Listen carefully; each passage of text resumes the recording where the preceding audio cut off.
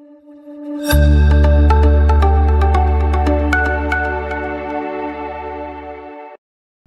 yang beleleng, kengken kabar, selamat pagi dan salam sehat. Nah, hari ini kita kedatangan lagi Dr. Nugraha, dokter spesialis urologi di RSUD Kabupaten Buleleng. Dan tentu saja bersama saya, Juliani Permana, yang akan memandu podcast hari ini dengan tema sunat. Dan ini banyak muncul pertanyaan nih di Facebook, bagaimana sih tentang sunat seperti itu. Jadi kita akan langsung saja bertanya dengan ahlinya.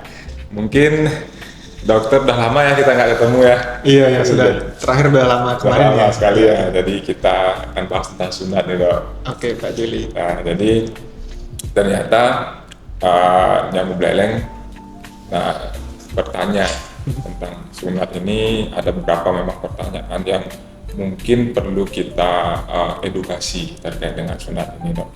Nah jadi yang pertama, apakah sunat ini hanya untuk anak-anak?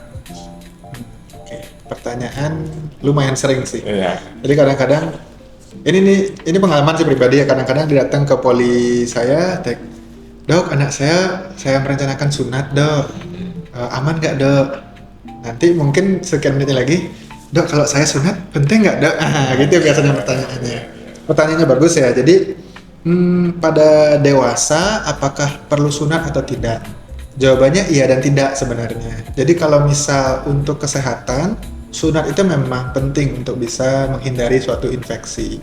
Jadi sebenarnya kalau tanpa sunat asal sering dibersihkan, ada namanya di belakang, kalau bahasa Inggrisnya sulcus coronarius itu tempat biasanya inangnya kuman. Kalau itu rajin dibersihkan sih sebenarnya nggak masalah. Tapi cara paling praktis atau paling nggak usah mikir adalah ketika disunat, karena dia ketika mandi pasti terbersihkan juga tanpa harus benar-benar dibersihkan. Jadi kalau pertanyaan sunat itu penting untuk orang dewasa atau tidak, jawabannya penting. Jadi apakah ini bisa menjadi sebuah kebutuhan medis mungkin untuk orang dewasa lah, bukan anak-anaknya. Jadi untuk orang dewasa, apakah bisa menjadi kebutuhan medis gitu? Kalau dibilang kebutuhan tidak harus untuk pria dewasa ya.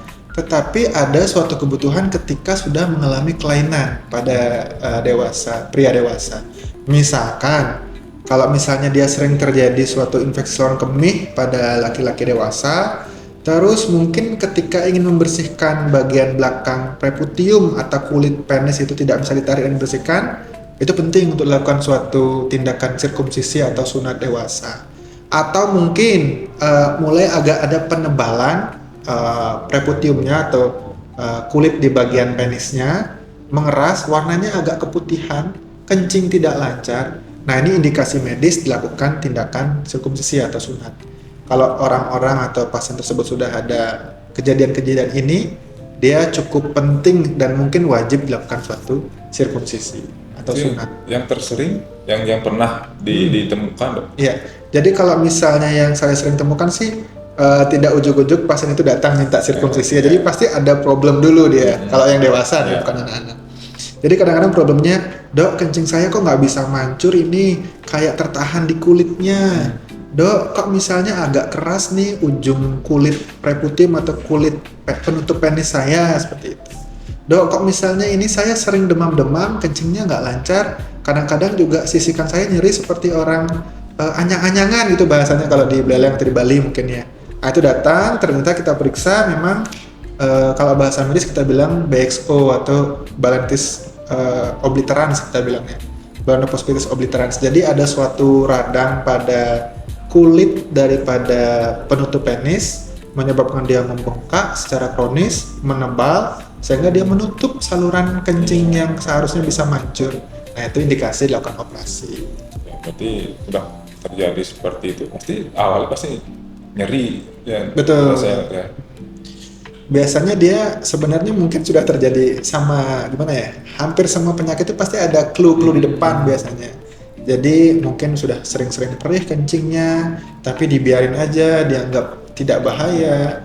Terus lama-lama radangnya kronis, mengeras, sudah sudah susah sampai menimbulkan keluhan tidak bisa kencing, akhirnya baru mencari pertolongan. Udah nggak tertahankan Dibilang gitu ya. sudah dibilang terlambat iya, tapi selalu masih ada jalan untuk bisa kita tidak. Kecuali ada juga yang sampai kejadiannya dia menimbulkan suatu kanker penis namanya. Nah ini hati-hati. Jadi kanker penis itu terjadi karena adanya suatu inflamasi kronis yang lama. Jadi ciri-cirinya itu ada kayak benjolan-benjolan, bentuknya tidak teratur di ujung kulit preputium. Karena memang yang tidak disunat nih faktor risiko terjadinya suatu kanker penis. Karena tidak pernah dibersihkan, dibiarkan, menebal, sampai dia berubah selnya menjadi sel ganas. Mau tidak mau kalau sudah sampai kayak gini, bahkan bisa sampai dengan amputasi penis. Se-ekstrim dan ngeri itu. Ngeri itu Entah ya. amputasinya sebagian atau amputasinya menyeluruh. Itu kalau yang sudah kasusnya agak ekstrim. Jadi sangat sangat merugikan bagi laki-laki khususnya ya. Laki-laki kan kita Iya. pejantan ya, harus Iya. bertempur, tapi Iya. kalau Kita nggak punya senjata. nggak punya senjata ya susah. Tapi susah. Iya. Nah berarti ada syarat khusus nggak untuk seorang pria dewasa itu melakukan sunat? Syarat khusus sebenarnya tidak ada yang khusus sih, kecuali ada indikasi yang tadi ya. Kalau misalnya mungkin lebih aware dan tidak mau repot ya bisa juga sirkumsisi. Kalau mungkin Pak Juli mungkin lebih khususnya bertanya apa sih syarat khusus kalau mau operasi misalnya mungkin ya. Kalau misalnya mau operasi syaratnya sih pertama dia harus oke secara indikasi operasinya. Misalnya lab-labnya tidak ada terganggu, tidak ada penyakit lain, pasiennya bisa atau aman untuk melakukan suatu pembiusan, tidak ada pengkonsumsian obat-obat pengencer darah misalnya, karena kan ini prosedur operasi yang mungkin akan terjadi suatu berdarah-darah ya istilahnya ya. Apabila pasien mengkonsumsi obat pengencer darah otomatis akan menjadi penyulit ketika melakukan tindakan. Jadi syaratnya ini agak individual, jadi kita harus lihat pasiennya, kita tanya lebih banyak pasiennya ada riwayat penyakit apa saja, bagaimana kondisi labnya, apakah optimal untuk operasi, dan biasanya kita akan konsulkan juga ke teman sejawat, dokter ahli bius atau dokter anestesi untuk pasien tersebut apakah fit atau mungkin aman untuk dilakukan suatu operasi sirkumsisi pada dewasa, karena dia agak berbeda sama anak-anak kalau dewasa. Berarti seumpama nih seorang pasien pengen sunat atau dengan indikasi sunat, tapi dia juga punya penyakit seperti diabetes gitu. Apakah tidak boleh atau memang kita kaji kembali apakah ini bisa dilakukan atau gimana? Ya betul. Pertanyaan bagus. Jadi pasien dengan indikasi sirkumsisi pada pria dewasa dengan penyulit diabetes pasti menjadi catatan yang lebih rumit dibanding pasien yang tidak diabetes, karena harus ada regulasi gula darah di sana. Pasien-pasien dengan gula darah kan biasanya memang potensi sembuh lukanya akan relatif lebih lama dibanding yang tidak punya gula darah tinggi. Kami biasanya akan berkonsultasi sama teman sejawat penyakit dalam yang cukup ahli untuk meregulasi gula. Asalkan gulanya optimal untuk lakukan operasi, kami tetap gas lanjut kita akan lakukan operasi. Jadi bukan kontraindikasi absolut pada pasien-pasien dengan diabetes atau gula darah tinggi. Selama kita bisa tekan gulanya, dibantu dengan teman sejawat penyakit dalam, terkontrol, terkendali, kita tidak masalah untuk lakukan tindakan operasi. Bisa dilakukan. Masih bisa dilakukan. Oke, nah biasanya kalau sunat ini ada banyak terkait dengan mitos dan pakar. Nah, jadi apakah benar sunat dewasa itu lebih sakit daripada sunat anak-anak? Oke, fakta. Pakar. Jadi kalau misal pada dewasa itu kan semua sistem sarafnya sudah matur ya dibanding yang pada anak-anak. Termasuk juga sistem vaskulernya atau pembuluh darahnya. Otomatis akan lebih nyeri, akan lebih berdarah-darah dibanding pada anak. Tapi semua itu biasanya bisa tetap terkendali.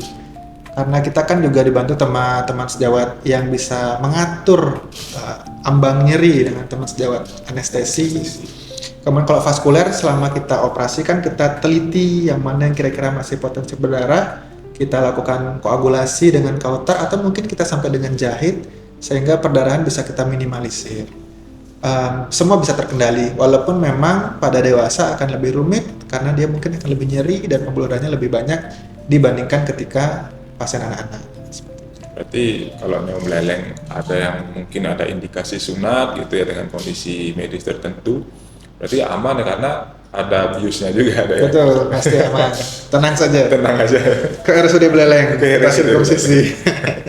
Jadi eh, untuk hal itu memang fakta ya karena orang dewasa itu mungkin itulah lebih udah saya lebih udah matur gitu istilahnya dan saran lebih banyak gitu. Oke, kemudian benarkah sunat dewasa bisa mengganggu fungsi seksual? Mitos. Mitos ya? Iya. Malah lebih jos nanti ini kalau sudah sirkumsisi. Karena apa? Sirkumsisi itu kan kita menghilangkan sensitivitas daripada sekian jarak preputium tadi ya di bagian mukosanya, sehingga sensori sensual itu akan lebih punya ambang naik. Dalam arti naik di sini adalah dia harus mendapatkan sensor sensual yang tinggi dulu, baru bisa dia istilahnya terangsang atau berdiri, sehingga mohon maaf ibaratnya tidak mudah ejakulasi, tidak mudah terangsang dengan sirkumsisi. Jadi salah satu kelebihannya adalah kalau di sirkumsisi atau disunat itu nggak mudah keluar istilahnya dengan rangsangan yang minimal. Karena sudah terbiasa istilahnya dengan kontak dengan luar gitu ya. Betul. Kalau sebelumnya tanpa sunat mungkin dilindungi gitu. Kalau sekarang udah tanpa istilah terbuka, jadi lebih sensitivitasnya menurun kan gitu ya. Sederhananya sih gitu. Sederhananya gitu ya. Ya. Berarti lebih menguntungkan bagi cowok berarti. Benar. Lebih tahan lama ya. Ya. Oke. Nah, kemudian prosedur. Nah, di era modern ini seberapa aman dan nyaman sunat dewasa dilakukan? Kan banyak nih tindakan-tindakan atau prosedur yang baru gitu. Jadi aman atau lebih nyaman atau gimana yang di era sekarang? Sering nih pertanyaannya Pak Duli juga.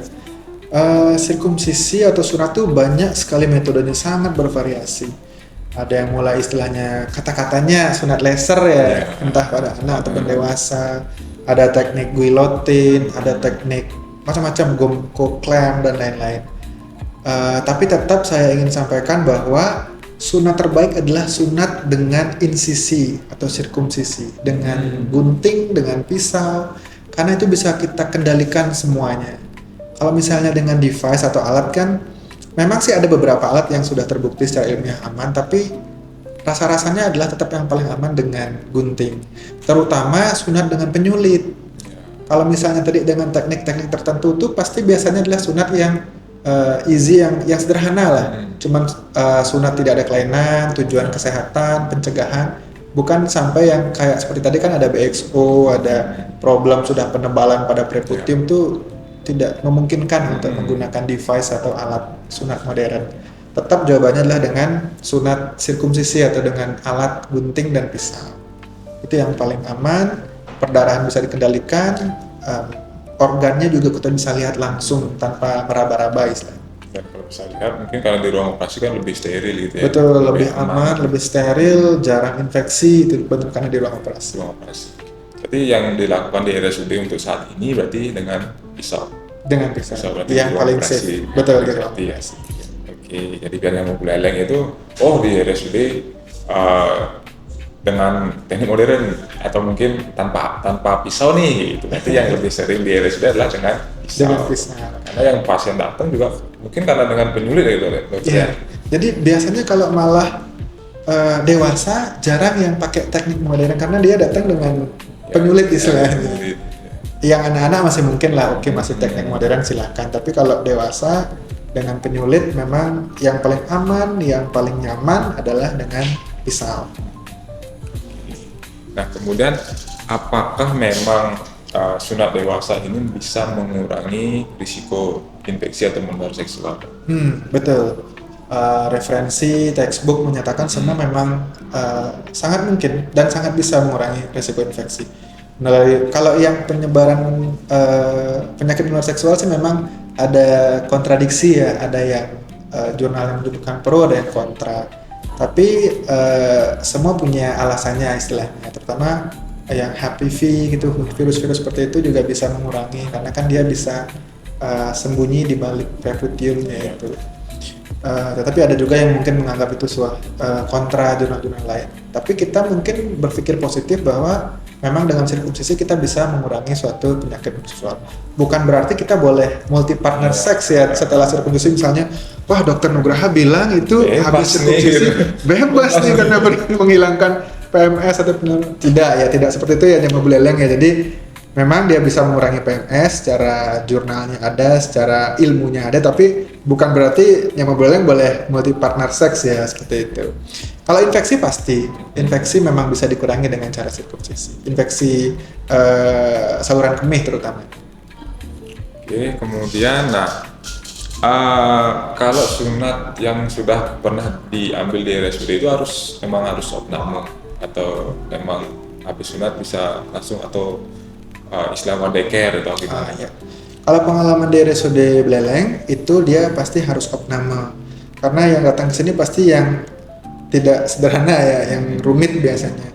Jadi kita bisa lakukan sirkumsisi, kita bisa meminta teman sejawat anestesi bisa melakukan pembiusan sehingga bekerja bisa lebih nyaman, pasien juga lebih aman, semua terkendali di ruang operasi. Tapi otomatis setelah itu kita harus observasi pasiennya paling tidak 1 hari. Biasanya 1 hari pulang sih. Kita kendali lama-lama. Tidak selama operasi lain sih gitu. Tapi kalau one day care untuk saat ini belum. Oke, kemudian berapa lama biasanya? Biasanya kan yang beleleng nanya nih, saya habis ini berapa lama sih boleh kerja dok? Iya. Kalau untuk pekerjaan umum sebenarnya bukan bekerja sih, daily activity atau sehari-hari besoknya sudah bisa, nggak masalah. Cuma mungkin pasca operasi dia akan menggunakan kaman atau sarung sehingga penisnya tidak tergencet lah istilahnya ya. Atau celana khusus pasca sunat. Jadi dia seperti ada pelindung di area penis tuh boleh, silahkan. Kalau aktivitas yang agak ekstrim ketika lukanya sembuh, kurang lebih 7 atau 10 hari luka mulai kering, jahitan terlepas, itu sudah biasa aktivitas berat pun nggak masalah. Nah itu yang beleleng. Jadi tentang sunat kita bicara mitos dan faktanya tentang sunat untuk dewasa itu apakah aman atau tidak. Nah jadi sudah kita bahas dan tentu saja bersama Dr. Nugraha dan beliau memang khusus ya di bagian urologi seperti itu. Nah mungkin terakhir dok sebelum kita tutup ya, karena kita tadi sudah sudah lumayan lama juga ya kita melakukan edukasi bersama nyamuk beleleng. Jadi mungkin bisa disampaikan satu pesan mungkin kepada pria dewasa yang masih ragu atau masih takut ya tentang teknik atau sunat ini, karena untuk jangka panjang mungkin saya takut atau saya masih mikir-mikir gitu. Oke, jadi buat nyamuk beleleng semuanya, kalau misalnya ini mungkin yang pesan kepada yang lebih ke kelainan ya, yang cukup penting untuk lakukan sirkumsisi. Kalau misalnya nyamuk beleleng sebagai pria dewasa, tampak preputium atau kulit di area penutup penisnya mengeras, warnanya keputihan, kencing tidak lancar, sering mengalami infeksi saluran kemih, misalnya keluhannya seperti nyeri pada area sisikan, anyang-anyangan, jangan takut dan jangan khawatir, datang ke Poliurologi RSUD Beleleng, bertemu dengan dokter spesialis urologi, ada saya Dr. Nugraha dan juga Dr. Udiana. Kami akan memeriksa Bapak dan melihat bagaimana kondisi daripada penisnya. Tidak usah khawatir untuk melakukan sirkumsisi atau sunat karena di RSUD Beleleng sudah bisa melayani dengan baik, aman dan nyaman. Jadi tidak usah khawatir ya Bapak-bapak ya.